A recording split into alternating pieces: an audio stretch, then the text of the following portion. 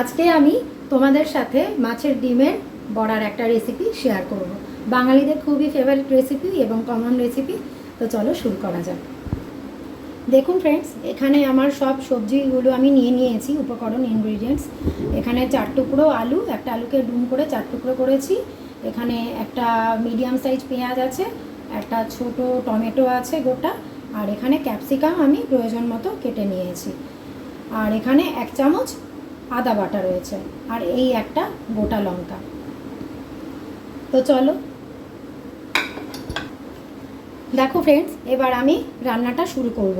আমি এখানে তেল দিয়ে নিয়েছি কড়াতে, মোটামুটি কড়ার মোটামুটি 3-4 চামচ তেল আমি দিয়ে নিয়েছি। তো এখন আমি প্রথমে আলুটা ভেজে নেব।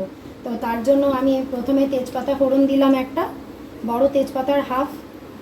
এবার একটু জিরে ফোড়ন দেব এবং একটা গোটা লঙ্কাটা আমি হাফ করে দিয়ে দেব।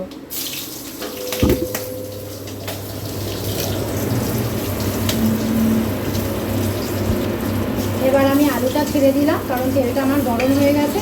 আর আমি পরিমাণ মতো নুন হলুদও এখানে দিয়ে দিয়েছি আলুটা ভাজার জন্য। তো এখন আমি আলুটা ভেজে নেব। দেখুন ফ্রেন্ডস, এবার আমার আলুটা এখানে লালচে করে ভাজা হয়ে গেছে। এইবার আমি বাকি সবজিগুলো এর মধ্যে দিয়ে দেব।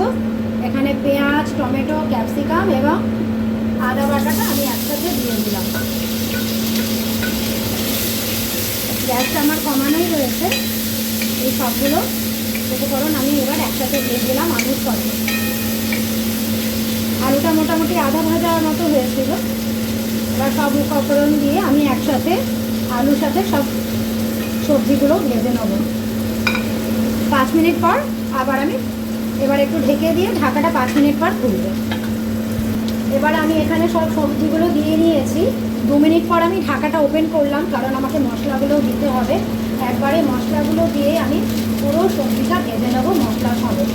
সুতরাং এখানে আমি দিয়ে দিচ্ছি পরিমাণ মতো জিরে গুঁড়ো।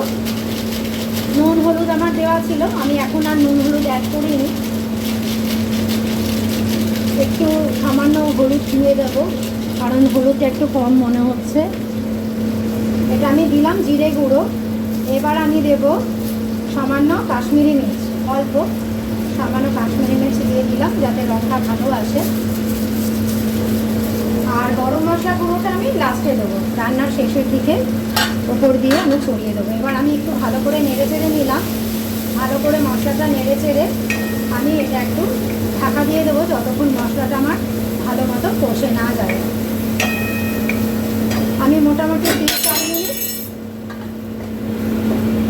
দেখুন ফ্রেন্ডস, এখানে মোটামুটি আমার মশলাটা ভাজা হয়ে এসছে ভালো মতো। এবার আমি আরেকবার একটু নেড়ে চেড়ে ভালো করে ভেজে নেব। একদম নরম হয়ে ভাজা হয়ে এসছে। আর 2 মিনিট এটা কড়াতে থাকবে। আর একটু 2 মিনিট ভালো মতো ভেজে নিয়ে তারপর আমি রান্নাটা কমপ্লিট করব।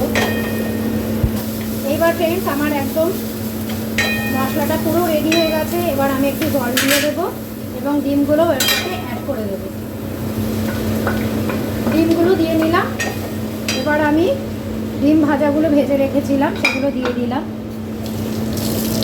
এবার আমি পরিমাণ মতো, যতটা আপনারা ঝোল খাবেন বা শুকনো রাখবেন, পরিমাণ বুঝে আপনারা জলটা দেবেন। এটা আমি দিয়ে দিলাম মাছের ডিমটা, আর জলটা দিয়ে দিলাম।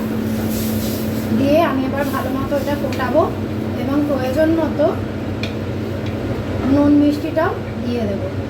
মাছের ডিমে যেহেতু আমরা মিষ্টি খাই না, তো মিষ্টিটা আমি অ্যাড করবো না। নুনটা একটু টেস্ট করে অ্যাড করে দিতে পারবেন।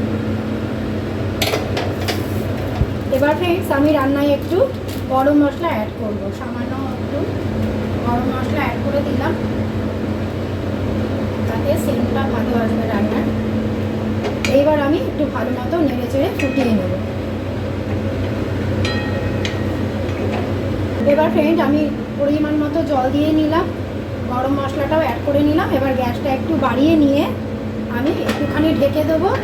জাস্ট 2-3 মিনিট ভালো মতো ফুটলে পরে নামিয়ে দেবো। দেখুন ফ্রেন্ডস, এইটা আমার আজকের রেসিপি মাছের ডিমের বড়া রেসিপি। তো এইভাবে আপনারা ট্রাই করুন এবং খেয়ে দেখুন কেমন হয়েছে, এবং অবশ্যই আমাকে like, comment, share and subscribe করবেন।